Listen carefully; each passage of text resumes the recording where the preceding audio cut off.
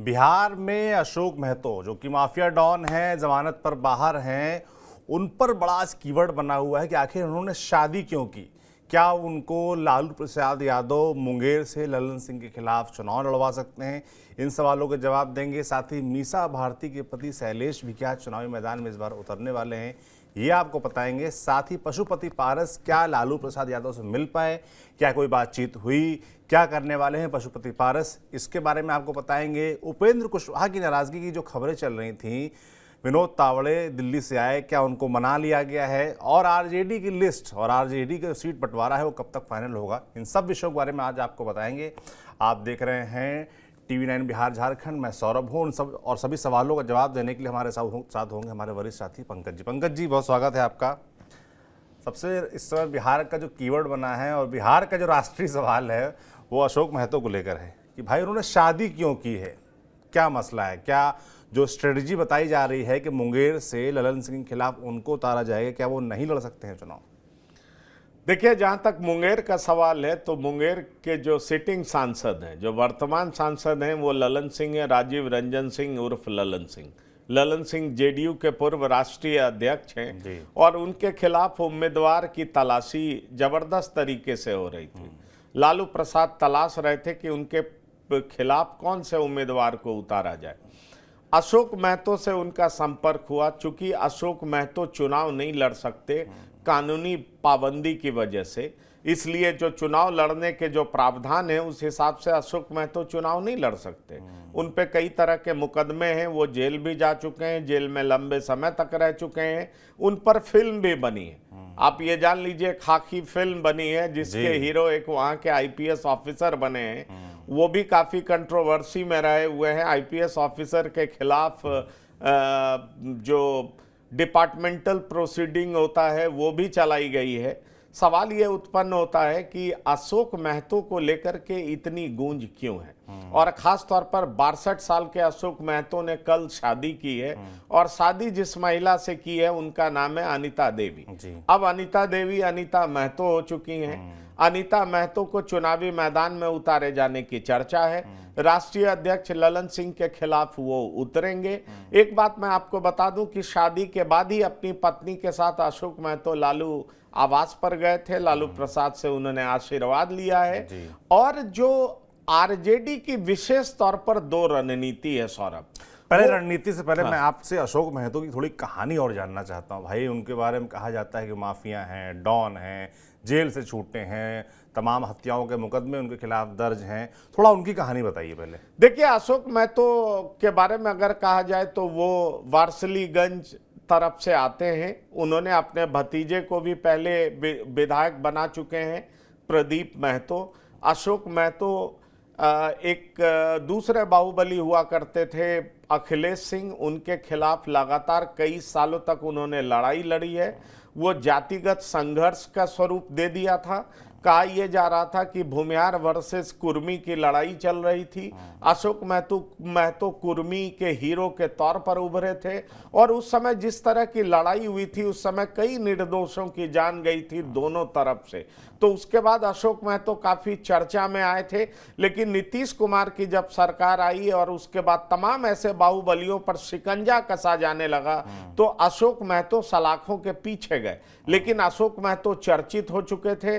अपने बिहार में कई ऐसे लोग हैं जो कि बाहुबली हैं, अपनी जाति में अच्छी पैठ बना लेते हैं बाहुबल के दम पर, और उसके बाद वो राजनीति में उतरने लगते हैं। अशोक महतो ने पहले वारसलीगंज से प्रदीप महतो को एक बार वो विधायक बना चुके हैं। तो आप समझ सकते हैं कि अशोक महतो सिर्फ बाहुबली ही नहीं है, बल्कि उनका समाज के भीतर भी उनकी अच्छी पैठ है। ऐसे में सवाल उठता है कि लालू प्रसाद ने इनका चुनाव क्यों किया। आखिरकार इनकी क्या वो मेरिट है कि लालू प्रसाद ने ललन सिंह के खिलाफ इनको चुना है। तो अगर एक मेरिट है, एक बात है, तो सिर्फ और सिर्फ ये है कि वो बाहुबली है। उनको लोग जानते हैं, उनके बाहुबल की वजह से जानते हैं, उनके अपराधों की फेहरिस्त बड़ी लंबी है और इस वजह से लोग उनको जानते हैं। इसलिए वो कोई अनजाने नाम नहीं है, लोगों के बीच में चर्चित रहे हैं, सालों से उनकी चर्चा रही है।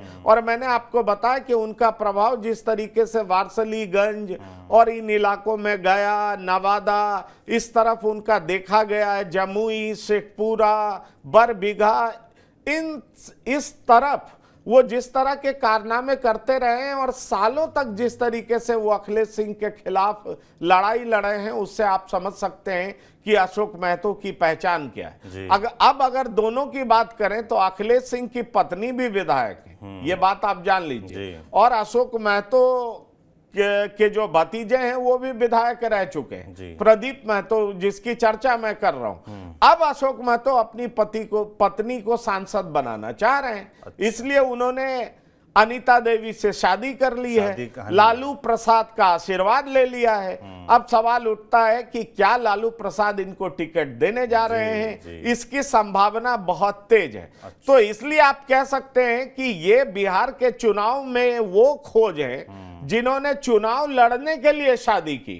आप इस बात को समझ लीजिए कि ये वो खोज है, ये वो पहचान है जिन्होंने चुनाव लड़ने के लिए शादी की है। वो जैसे बिहार में इस बात की बहुत चर्चा होती है, मुखिया पति, प्रधान के रूप में, मुखिया के रूप में महिला होती है और एक्टिवली उनके पति काम कर रहे होते हैं, क्योंकि वो सीट रिजर्व होता है, महिलाओं के लिए रिजर्व होता है, महिला चुनी जाती है, लेकिन लोग फील्ड में उनके पति को जानते हैं। उसी तरीके से अशोक महतो जाने जाते हैं, चुनाव अशोक महतो के नाम पर लड़ा जाएगा, लेकिन उनकी पत्नी चुनावी मैदान में होंगी। चूंकि कानूनी अड़चने हैं, कई तरह की पाबंदी है, कई तरह की बंदिशें हैं और कानून उनको परमिट नहीं करता कि वो चुनावी मैदान में डायरेक्ट उतरे, इसीलिए उन्होंने चुनाव लड़ने की वजह से शादी की है। अब कहा जा रहा है कि उनकी पत्नी चुनावी मैदान में होंगे।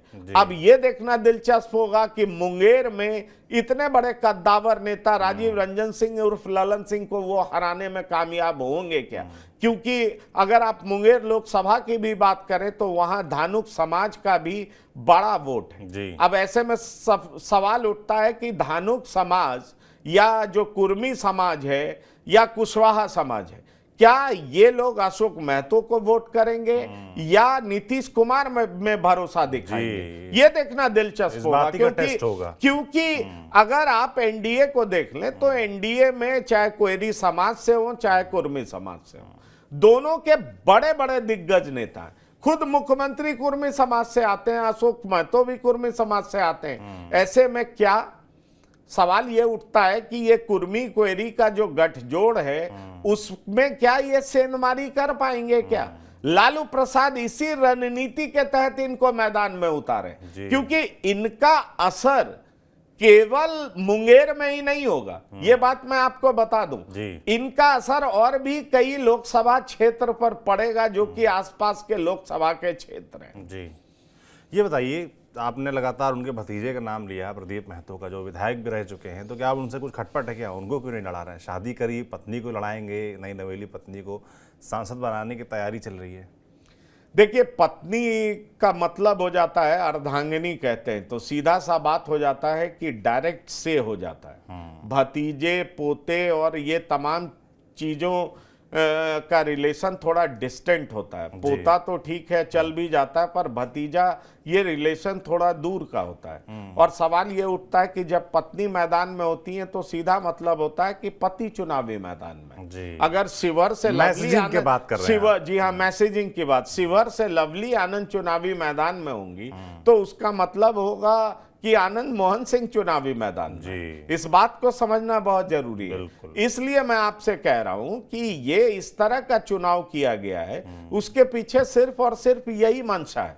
लेकिन सिर्फ यही मंशा नहीं है, लालू प्रसाद मंझे हुए राजनीतिक हैं सौरभ। इस बात को भूलना नहीं चाहिए। जी। वो बूढ़े जरूर हो गए, लेकिन अभी भी बिहार की राजनीति में जो उनकी पकड़ है और जिस तरीके से वो सोच सकते हैं, वो बहुत कम लोग उस तरीके से सोच सकते हैं। लालू प्रसाद इस बात को बेहतर तरीके से समझते हैं कि अशोक महतो को अगर मुंगेर में उतारा जाता है उनकी पत्नी को, तो इसका असर ना सिर्फ जमुई लोकसभा क्षेत्र पर पड़ेगा, बल्कि इसका असर नवादा लोकसभा क्षेत्र पर भी पड़ेगा। मतलब कई सीटों पर असर अब सोचिए कि ये दो क्षेत्र पर तो साफ पड़ता हुआ दिखाई पड़ता है, क्योंकि नवादा क्षेत्र से ये आते भी हैं अशोक महतो, और वहां पर भी इस समाज का अच्छा खासा वोट है। जमुई में भी शेखपुरा में इस समाज का अच्छा खासा वोट है, और ये क्षेत्र इनका रहा है जहां पर इनका बाहुबल निखरता रहा है, चमकता रहा है। ऐसे में सवाल उठता है कि अगर इनको यहां से लड़ाया जाता है, तो क्या इनको मुंगेर से लड़ाने का असर जमुई पर भी पड़ेगा, जहां से अर्चना रविदास को लड़ाने की बात है? क्या इसका असर नवादा पर भी पड़ेगा? क्योंकि नवादा से राजवल्लभ यादव की पत्नी को लड़ाए जाने की ज्यादा उम्मीद है, ज्यादा चांसेस है। लालू प्रसाद यादव राजवल्लभ यादव की पत्नी को लड़ाएंगे, और राजवल्लभ यादव चूंकि एक नाबालिग के रेप को लेकर के वो जेल के भीतर हैं, उनके ऊपर मुकदमा चला है, तो ऐसे में उनकी पत्नी को लड़ाया जाना, तो वहां पर भी जो कास्ट कॉम्बिनेशन बिठाना होगा, उसमें अशोक महतो का नाम चल सकता है। लालू यादव की सोच यही है। इसलिए अशोक महतो को उम्मीदवार बनाने का मतलब है कि एक तरीके से आप एक अगड़ी जाति के उम्मीदवार के खिलाफ आपने किसको टिकट दिया है? तो आपने एक महतो को दिया है। यानी मगर यहाँ पर एक सवाल ये नहीं उठेगा जो लगातार आरोप लगते रहे, जो अगर आप देखिए बिहार चुनाव में जब मैं कवर करने गया था, तो वहाँ जो लालू का विरोधी खेमा है वो लगातार ये बात करता है कि उस दौर को याद करिए, उस दौर के बाहुबलियों को याद करिए, उस दौर के गुंडागर्दी को याद करिए। तो इस तरह के माफिया डॉन को अगर वो चुनाव मैदान में उतारते तो वो वाली छवि फिर से नहीं उभरेगी, फिर से इस तरह के आरोप नहीं लगेंगे कि आप तो एकदम एक क्रिमिनल बैकग्राउंड के आदमी को चुनाव में उतार रहे हैं। देखिए, उस तरह की बात होती है, लेकिन जब चुनाव मैदान में उतरा जाता है तो निश्चित तौर पर यह देखा जाता है विनेबिलिटी सबसे बड़ा फैक्टर होता है। इस बात को समझना बहुत जरूरी है। और खास तौर पर ठीक है, लालू प्रसाद पर यह आरोप है, लेकिन लालू प्रसाद अभी भी तो ये राजनीति करने में लगे हुए हैं ना कि कैसे अगड़ा बनाम पिछड़ा बनाया जाए। अब आप देखिए, यहाँ पे अगड़ी जाति से उम्मीदवार हैं, तो वो पिछड़ी जाति को क्यों दे रहे हैं? एक तो अगड़ा बनाम पिछड़ा बनाना चाह रहे हैं, क्योंकि ये कहेंगे कि देखिए हमने जातीय जनगणना कराया और जातीय जनगणना के हिसाब से हम लोगों को टिकट बांट रहे हैं। और एनडीए क्या कर रही है, खास तौर पर नीतीश कुमार क्या कर रहे हैं, बीजेपी क्या कर रही है, ये तो अगड़ों की पार्टी है। तो इनकी कोशिश रहेगी अगड़ा बनाम पिछड़ा बनाने की। और जब जातिगत आधार पर चुनाव लड़े जाते हैं तो कई चीजों को दरकिनार कर दिया जाता है। उसमें सबसे बड़ा सवाल तो यही उठता है कि अगर ये आधार होता तो अशोक महतो को कहा ही क्यों जाता कि तुम शादी करो और शादी करने के बाद तुम अपनी पत्नी को चुनावी मैदान में उतार लो। आप समझिए, अशोक महतो का इमेज तो अपराधी का है, इस बात से कौन इनकार कर सकता है। और इसी वजह से वो चुनाव भी नहीं लड़ रहे हैं, लेकिन उनकी पत्नी को इसलिए लड़ाया जा रहा है क्योंकि उनकी पूरी पहचान अशोक महतो से है। इसलिए आप इस बात को समझिए कि लड़ाया जा रहा है जिसका सिर्फ एक सीट पर प्रभाव नहीं होगा, इसके बगल में जो 2 सीट है उस पर भी प्रभाव होगा। ये एक जातीय गोलबंदी की कोशिश है। और नीतीश कुमार, सम्राट चौधरी, उपेंद्र कुशवाहा के जो वोटर्स हैं, जो उनके नाम पर कुशवाहा समाज को गोलबंद कर सकते हैं, कुर्मी समाज को गोलबंद कर सकते हैं, उनमें सेंधमारी का एक प्रयास है। ये एक ऐसा कास्ट एरिथमेटिक को केमिस्ट्री में बदलने की कोशिश है जिसका असर सिर्फ मुंगेर पे ही नहीं पड़ेगा, बल्कि उनकी कोशिश है कि इसका असर जमुई पर भी पड़े, इसका असर नवादा पर भी पड़े। तो आप समझ सकते हैं, इन तमाम कोशिशों को ध्यान में रख करके इनका चुनाव किया जा रहा है। और अगर इनकी पत्नी को टिकट दिया जाता है तो सिर्फ और सिर्फ इसी मंशा से टिकट दिया जाए। बिल्कुल, ये थी पूरी अशोक महतो कहानी। खबर ये भी चल रही है कि लालू प्रसाद यादव अपनी बिटिया मीसा भारती के पतिदेव शैलेश कुमार को भी टिकट दे सकते हैं, उनको भी मैदान में उतार सकते हैं। ये क्या इस बात में कुछ दम है भाई साहब? देखिए, अगर आप पाटलिपुत्र की बात करें, पाटलिपुत्र लोकसभा क्षेत्र है। पाटलिपुत्र लोकसभा क्षेत्र से मीसा भारती चुनाव हार चुकी हैं। जी। रामकृपाल यादव उनको चुनाव हरा चुके हैं। जी। रामकृपाल यादव बीजेपी के सांसद हैं, लेकिन पाटलिपुत्रा क्षेत्र से अगर महागठबंधन के तरफ से उम्मीदवारों की बात हो तो उनमें कई नाम है। एक नाम भाई वीरेंद्र का भी है जो पार्टी के प्रवक्ता हैं। दूसरा नाम रीतलाल यादव का भी है जो वहां के वो भी बाहुबली कहे जाते हैं। जी। और तीसरा नाम जो बहुत तेजी से चर्चा में है वो शैलेश कुमार का चल रहा है। शैलेश कुमार का नाम इसलिए तेजी से चल रहा है क्योंकि इन दिनों पाटलिपुत्रा में मीसा भारती काफी एक्टिव देखी जी। अब आपको ये पता है कि मीसा भारती तो राज्यसभा की सदस्य हैं, तो आखिरकार वो पाटलिपुत्रा में इन दिनों एक्टिव क्यों? ये एक बड़ा सवाल है। जी। पाटलिपुत्रा में इन दिनों मीसा भारती के घूमने का मतलब क्या है? दो सवाल उठ रहे हैं। कुछ लोग ये कह रहे हैं कि मीसा खुद चुनाव लड़ना चाहती है, लेकिन पार्टी के भीतर मैंने कुछ लोगों से बात की तो मीसा का कार्यकाल राज्यसभा में 3 साल का कम से कम बच रहा है। ऐसे में 3 साल पहले मीसा भारती क्यों पाटलिपुत्रा से चुनाव लड़ना चाहेंगी? और जहां तक शैलेश कुमार का सवाल है, उनकी राजनीतिक महत्वाकांक्षा पार्टी में भी किसी से छिपी हुई नहीं। वो लालू प्रसाद के सबसे बड़े दामाद हैं। जी। तो और बड़ी बात यह है कि चूंकि वो लालू प्रसाद के सबसे बड़े दामाद हैं, राजनीतिक रूप से महत्वाकांक्षी भी हैं, वो चुनाव भी लड़ना चाहते हैं, बिहाइंड द सीन वो एक्टिव भी रहे हैं, उनके नामों की चर्चा पार्टी के भीतर होती भी रही है। कहा यह जाता है कि कई बार तेजस्वी और तेज प्रताप के बीच में संघर्ष होता था, पार्टी में वर्चस्व को लेकर के एक समय लड़ाई होती थी, तो तेज प्रताप यादव, मीसा भारती सब एक साथ हो जाते जी। तो ऐसे में मीसा भारती के पति का चुनावी मैदान में उतरना कोई अजूबा नहीं होगा। ऐसा इसलिए कहा जा रहा है चूंकि मीसा भारती एक्टिव है, क्षेत्र में पहचान तो मीसा भारती की है, शैलेश कुमार की तो है नहीं, इसलिए वो अपने पति को चुनावी मैदान में उतारना चाहती हैं। भले ही कई और नामों की चर्चा है, मैंने आपको बताया रीतलाल यादव की चर्चा है, भाई वीरेंद्र की चर्चा है, रामानंद यादव की भी चर्चा है, लेकिन कहा जा रहा है कि चूंकि लालू परिवार की बात है इसलिए इस परिवार से मीसा यादव अपने पति को चुनावी मैदान में उतार सकती हैं और इसीलिए मीसा यादव पाटलिपुत्र क्षेत्र में एक्टिवली घूमते हुए देखी जा रही। ऐसे में सवाल उठता है कि अगर एनडीए से रामकृपाल यादव उम्मीदवार होते हैं तो उनके खिलाफ उम्मीदवार क्या शैलेश कुमार होंगे? ये बड़ा सवाल उठता है। चर्चा यह भी है कि पटना सिटी से भी इनको उतारा जा सकता है, लेकिन पटना सिटी कोई सेफ जोन नहीं है। पटना सिटी से हमेशा बीजेपी के उम्मीदवार जीतते हैं, इसलिए हारने के लिए तो शैलेश कुमार मैदान में उतरेंगे नहीं।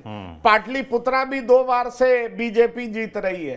तो मुझे जो जानकारी प्राप्त हो रही है वो ये है कि मीसा के पति शैलेश कुमार जो कि चुनावी राजनीति में उतरना चाहते हैं, वो पाटलिपुत्रा से उम्मीदवार हो सकते हैं। हालांकि भाई वीरेंद्र, रीतलाल यादव, रामानंद यादव, तमाम लोगों की चर्चा है, लेकिन सवाल यह उठता है कि जब मीसा भारती और उनके पति की बात होगी तो निश्चित तौर पर जिस तरीके से परिवारवाद में आरजेडी का भरोसा है, आरजेडी के कई लोग सांसद बन चुके हैं, मुख्यमंत्री बन चुके हैं, उप मुख्यमंत्री बन चुके हैं, मंत्री बन चुके हैं, इसलिए ये भी चुनावी मैदान में उतर सकते हैं। रोहिणी आचार्य का नाम तो अब क्लियर हो चुका है। रोहिणी आचार्य सारण से चुनाव लड़ रही है, ये सबको पता है। ऐसे में सवाल उठता है कि क्या मीसा भारती के पति भी चुनावी मैदान में उतरेंगे?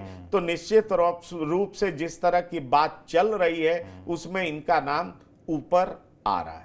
बिल्कुल। अब बात कर लेते हैं चिराग पासवान के चाचा पशुपति पारस की, जो फिलहाल नाराज चल रहे हैं लगातार, और बड़े कयास लगाए जा रहे थे कि लालू प्रसाद यादव से उनकी मीटिंग होनी है, मुलाकात होनी है, और उसके बाद वो कोई बड़ा निर्णय ले सकते हैं। तो क्या ये मीटिंग पंकज जी हो पाई? क्या कर रहे हैं पशुपति पारस? देखिए, दोनों की बात हो गई है। पशुपति नाथ पारस कंफ्यूज्ड है, मैं आपको बता दूं, समझ नहीं पा रहे हैं कि किया क्या जाए जी। क्योंकि एक तरफ वो एनडीए में बने भी रहना चाहते हैं, एनडीए की ताकत को समझते हैं, एनडीए की महत्ता को समझते हैं, लेकिन बीजेपी उनको उतना भाव नहीं दे रही जी। ये भी सच बात है। 2 ऐसे नेता हैं जिनको लेकर के बीजेपी बहुत सीरियस दिख नहीं रही। अंदर खाने कुछ बात चल रही होगी, कुछ सब जवाब दिखाया जा रहा होगा, कुछ बाद में कुछ देने की बात कही जा रही होगी, लेकिन अगर आप वर्तमान समय की बात करें तो ऐसा कुछ मिलता हुआ दिख नहीं रहा। जी। कल जीतन राम मांझी पशुपतिनाथ पारस से मिलने जरूर गए थे, लेकिन जीतन राम मांझी कोई बीजेपी के नेता तो है नहीं। जबकि अगर उपेंद्र कुशवाहा की बात करें तो उपेंद्र कुशवाहा से मिलने विनोद तावड़े गए जी। और विनोद तावड़े के जाने का मतलब है कि बिहार बीजेपी के प्रभारी मिलने जा रहे हैं। और बिहार बीजेपी के प्रभारी अगर कोई संवाद लेकर के जा रहे हैं, मैसेज लेकर के जा रहे हैं, इसका मतलब बीजेपी के शीर्ष नेतृत्व का मैसेज। बिल्कुल। तो इस बात को उसी तरीके से गंभीरता से ली जानी चाहिए। अब सवाल उठता है कि अगर बीजेपी वाकई पशुपतिनाथ पारस के लिए सीरियस होती तो बीजेपी का कोई बड़ा नेता उनके पास गया होता। जीतन राम मांझी के जाने का कोई खास औचित्य नहीं है, इसलिए यह बात तो बहुत साफ दिखाई पड़ता है कि एनडीए में पशुपतिनाथ पारस को कोई तवज्जो नहीं मिल रहा है। यह बात बहुत साफ है। बाद की देखेंगे, बाद वाली बात की राजनीति में कोई बहुत ज्यादा महत्व होता नहीं। अगर आप कहें एलजेपी रामविलास के मुखिया चिराग पासवान ने उनको एनडीए में अप्रासंगिक बना दिया है तो ये कोई अतिशयोक्ति नहीं होगी। इस बात को समझना जरूरी। ऐसे में पशुपतिनाथ पारस के पास विकल्प क्या बचे, ये समझना बहुत जरूरी। उनके साथ कुल मिलाकर के 3 सांसद हैं, एक वो खुद हैं, एक दूसरे सूरजभान सिंह के भाई हैं और एक तीसरे उनके भतीजे प्रिंस राज। बड़ा चल रहा था सूरजभान सिंह बने रहेंगे एनडीए में। अब नहीं, पर सवाल है एनडीए में कैसे बने रहेंगे, किस स्वरूप में बने रहेंगे। उनके भाई चंदन सिंह नवादा से सांसद हैं, लेकिन नवादा से तो बीजेपी लड़ रही है और मेरे पास पुख्ता जानकारी है कि बीजेपी विवेक ठाकुर को मैदान में उतार रही है। अच्छा। विवेक ठाकुर को उतारने के पीछे बीजेपी की सोच ही यही थी कि नवादा इस बार खुद लड़ा जाएगा। इस बात को जान लीजिए। तो ऐसे में कैसे वो एनडीए में बने रहेंगे। दूसरा क्षेत्र बचता है बेगूसराय। बेगूसराय से कद्दावर नेता गिरिराज सिंह जो कि केंद्रीय मंत्री हैं, वो वहां से चुनाव लड़ रहे हैं, ये बहुत साफ है। तीसरा मुंगेर का क्षेत्र आता है। मुंगेर से जेडीयू के राष्ट्रीय अध्यक्ष, पूर्व राष्ट्रीय अध्यक्ष राजीव रंजन सिंह उर्फ ललन सिंह है। ऐसे में सूरजभान सिंह के पास एक विकल्प बचता है कि क्या वो आरजेडी का दामन थामेंगे। इस बात की चर्चा चल रही है। और अगर आरजेडी का दामन थामेंगे तो आरजेडी उन्हें कहां से लड़ाएगी। चर्चा ये भी है कि आरजेडी कह रही है कि अगर आप हमारे टिकट से लड़िएगा तो हम आपके परिवार को बेगूसराय दे सकते हैं। अच्छा। लेकिन जो हमारे पास खबर है, सूरजभान सिंह के लिए पहली प्राथमिकता एनडीए है। वो नहीं चाहते हैं कि किसी भी तरीके से महागठबंधन में शामिल। ये बात है। लेकिन सवाल उठता है कि राजनीति में प्रासंगिकता बनाए रखने के लिए किसी न किसी जगह का चुनाव तो करना पड़ेगा। अब उनकी पत्नी भी चुनाव लड़ना चाहती है, उनके भाई भी चुनाव लड़ना चाहते हैं। ऐसे में सूरजभान सिंह करेंगे क्या? क्योंकि अगर आप चिराग पासवान की देखें तो चिराग पासवान के बारे में जो खबरें आ रही हैं वो ये आ रही हैं कि प्रिंस राज के लिए थोड़ा वो मुलायम है, एक सॉफ्ट कॉर्नर है। लेकिन चिराग पासवान साफ तौर पर कह रहे हैं कि ऐसे किसी लोगों को वो टिकट नहीं देंगे जिन्होंने उनके साथ धोखा किया, जिन्होंने उनकी पार्टी को तोड़ा था। तो ये 5 सांसद चिराग से अलग हुए थे। अब कहा यह जा रहा है कि पशुपतिनाथ पारस को हाजीपुर से लड़ाया जा सकता है, लालू प्रसाद एक सीट दे सकते हैं। हाजीपुर में एक नामचीन चेहरे की तलाश है। नामचीन चेहरे के तौर पर पशुपतिनाथ पारस तो होंगे क्योंकि वो वहां के सिटिंग सांसद हैं, इसलिए हाजीपुर से उनको उम्मीदवार बनाया जा सकता है। लेकिन पहले पशुपतिनाथ पारस ये तो डिक्लेयर करें कि उन्होंने एनडीए से नाता कंप्लीटली तोड़ लिया। बिल्कुल, ट्विटर पर साफ-साफ लिखा हुआ है मोदी का परिवार। प्रधानमंत्री मोदी पर भरोसा तो वो जता रहे हैं, इसलिए पहले वो तय करें, फिर लालू प्रसाद उनको हाजीपुर उतारेंगे, इसकी चर्चा है। इसलिए मैं आपसे कह रहा हूं कि अभी बहुत कुछ होना बाकी है और 2 दिन अभी और लग जाएंगे तमाम चीजों को तय करने में। बातें अंदर खाने चल रही हैं, उसका रिजल्ट क्या निकलता है वो देखना होगा। और ये भी देखना होगा कि फिर पशुपतिनाथ पारस के साथ एक सीट और क्या उनको दी जा सकती है, और उनको दी जा सकती है तो क्या सूरजभान सिंह के परिवार के किसी सदस्य को दी जा सकती है, क्या उनके परिवार के किसी सदस्य को दे करके क्या आरजेडी भूमिहारों में भी सेंधमारी करना चाहती है। ये तमाम ऐसे सवाल हैं जिनके जवाब आने वाले दिनों में 48 घंटे में आपको बिल्कुल आईने की तरह साफ मिल जाएगी। बिल्कुल, तो अगले 48 घंटे बिहार के लिए काफी महत्वपूर्ण होने वाले हैं क्योंकि इसी में तय हो जाएगा कि एनडीए की सीटों को बंटवारा तो हो चुका है, उनके टिकट से प्रत्याशी कौन होंगे, साथ ही आरजेडी या इंडिया गठबंधन का जो भी सीटों को बंटवारा बाकी है उस पर भी निर्णय मुझे लगता हो जाएगा अगले 48 घंटों में। बाकी जो अपडेट्स थे बिहार से जुड़े वो आप तक हमने पहुंचाए। आप देखते रहिए TV9 डिजिटल। शुक्रिया।